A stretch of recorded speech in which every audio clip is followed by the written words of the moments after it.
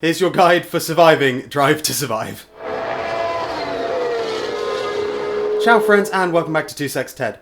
Tomorrow, Netflix release Series 3 of Drive to Survive, their Formula 1 documentary series. I'm here to answer the question of whether or not you should watch it, but first a little bit of a background on it. Every series of Drive to Survive focuses on the previous year. So Series 1 was 2018, Series 2 2019, and this one should be 2020.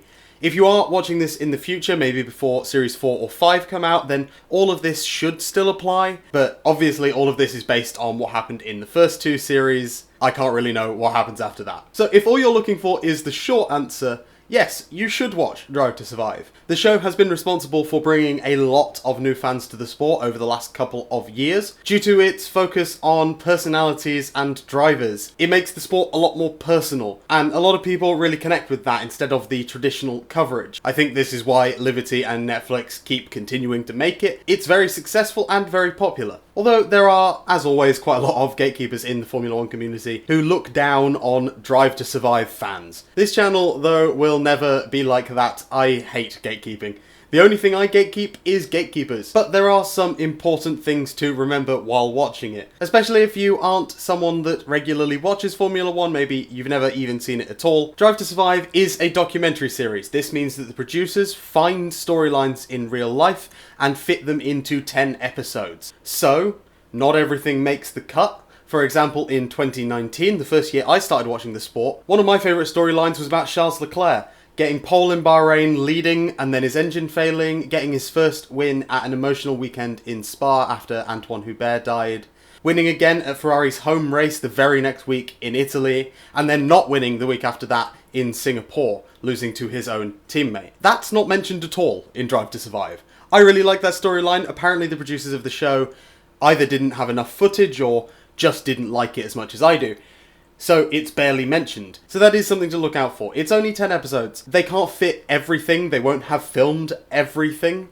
So it isn't complete. There are more than 10 hours of racing in a season in Formula 1, let alone all of the other sessions and all of the other time spent outside of that, at races, between races, in the off-season, etc.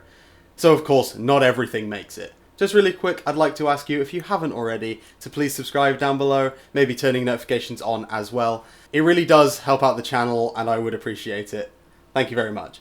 And as well as not necessarily covering everything, what they do cover is sometimes a slight bending of the truth for the sake of the narrative. After all, documentarians are filmmakers, and they have to tell a story.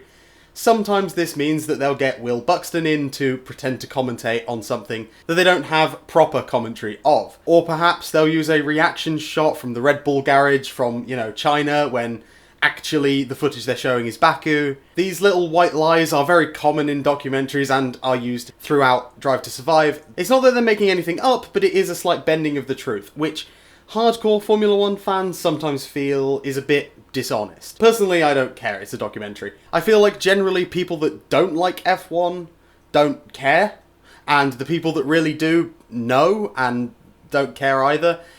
It's only really the Drive to Survive gatekeepers that have a problem with this. They need to make the story as accessible as possible as well, so exposition that maybe would not have made it in reality sometimes has to be shoehorned into the show. Personally, while Drive to Survive isn't the reason I started watching Formula 1, at least not directly, I do think that the show is, well, fun. It's a good thing to watch, especially since we have a week before the season starts anyway. You've got time to watch it all. Plus, it gives us something to talk about in the community. And anything that promotes the sport to new fans is all good in my book anyway.